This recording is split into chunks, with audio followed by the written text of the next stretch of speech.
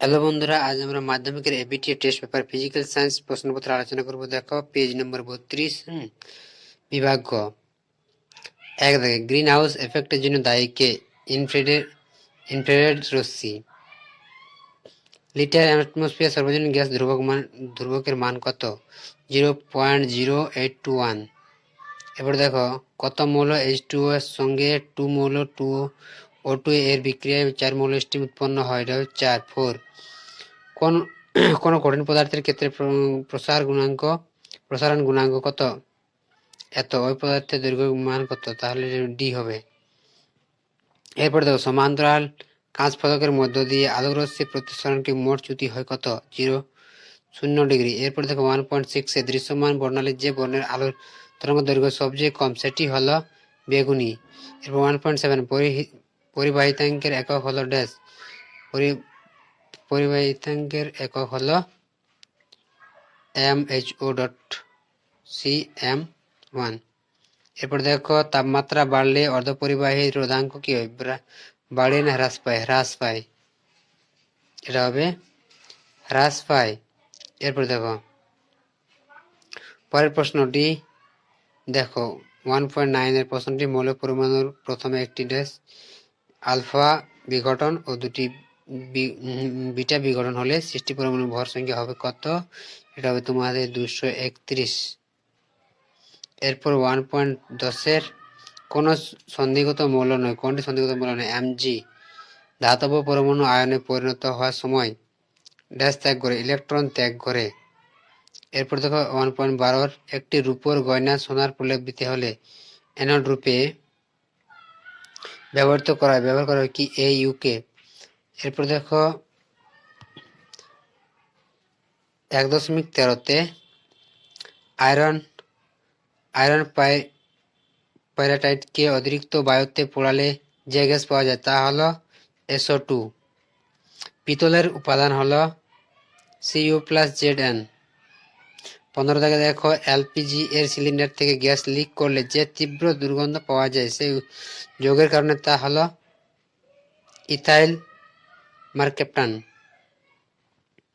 এরপর দেখো ক্ষয়ের দাগে নিম্নলিখিত প্রশ্নগুলির উত্তর দাও। বায়ুমণ্ডলের কোন স্তরে ভ্যান অ্যালেন বিকিরণ হয়? ম্যাগনেটোস্ফিয়ার। কোন ব্যাকটেরিয়া দ্বারা প্রাণী ও উদ্ভিদের বর্জ্য পদার্থের বিয়োজিত পদ্ধতির সাহায্যে বায়োগ্যাস উৎপন্ন করা হয়? এটা দেখো। এরপর দেখো অথবা তাপন মূল্য এসআই পদ্ধতির একক কি? কেজে পার কেজি।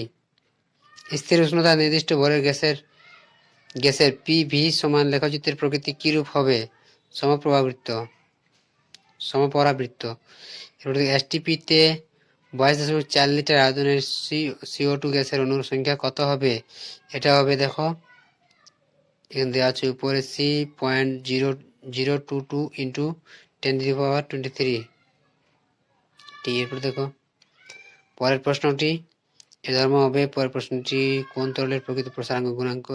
প্রকৃত প্রসারাঙ্ক উত্তর হবে লোহা ও পিতলের তৈরি দ্বিধাতব পাতকে বরফের মধ্যে রাখলে কোনটি ভিতর দিকে বেঁকে যাবে? এটা হবে পিতল। চোখের দীর্ঘ দৃষ্টিজনিত ত্রুটি দূর করতে কি ধরনের চশমা ব্যবহার করা হয়? এটা হবে উত্তল লেন্স। ক্ষুদ্র উন্মেষণযুক্ত দর্পণে উপাক্ষীয় রশ্মির আপতনের ক্ষেত্রে ফোকাস দূরত্ব ও বক্রতা ব্যাসার্ধের মধ্যে সম্পর্ক কি হবে? এটা হবে F = 1/2 ইন্টু R। এইটা হবে উত্তর।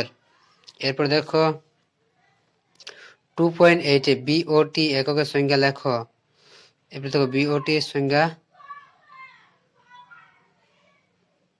দেখো বিওটির সংজ্ঞাটা তোমাদের দেখাচ্ছি। দাঁড়াও। দেখো 1 পয়েন্ট দেখো 1 কিলোওয়াট ক্ষমতা সম্পন্ন কোনো বৈদ্যুতিক যন্ত্র 1 ঘন্টা চললে যে পরিমাণ তড়িৎ শক্তি ব্যয় করে তাকে 1 গিগাওয়াট বা বিওটি ভোল্ট বলে। এরপর দেখো এসআই এককে আধান এককের নাম কি? কুলম্ব। বর্তমানে আন্তর্জাতিক পদ্ধতি অনুযায়ী আট তারের বর্ণনা কি করা হয়? হলুদ রঙের। কোন ধরনের নিয়ন্ত্রিত বিক্রিয়া সূর্য শক্তিপূর্ণ? নিউক্লিয় সংযোজক। এরপর দেখো কোন পুরাতাত্ত্বিক বস্তুর বয়স নির্ধারণ করতে কোন তেজস্ক্রিয় মৌল ব্যবহার করা হয়? অবিদীর্ঘ পর্যায়ের মৌলের সংখ্যা কত? 32টি। পরীক্ষাগারে কৃত্রিমভাবে তৈরি একটি মৌলের নাম কি? হ্যাঁ, ফার্মিয়াম। জলে দ্রবীভূত এমন একটি সমযোজী হলো HCl। তড়িৎ বিশ্লেষণের সময় কোন শক্তি রাসায়নিক শক্তি উৎপন্ন হয়, রাসায়নিক বিক্রিয়া ঘটানোর জন্য দায়ী, তা হলো তড়িৎ শক্তি। জলের তড়িৎ বিশ্লেষণে ক্যাথোডে উৎপন্ন হয় কোন গ্যাস, যার মধ্যে জ্বলন্ত পাটকাঠি ধরলে কাঠি নিভে গিয়ে গ্যাসটি নীল বর্ণে জ্বলে, তা হলো H2 গ্যাস।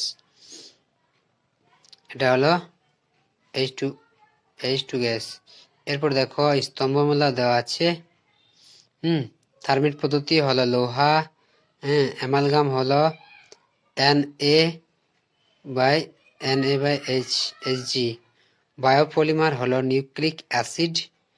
আর পিভিসি হলো ভিনাইল ক্লোরাইড। এরপর দেখো নাইট্রোলিম কি?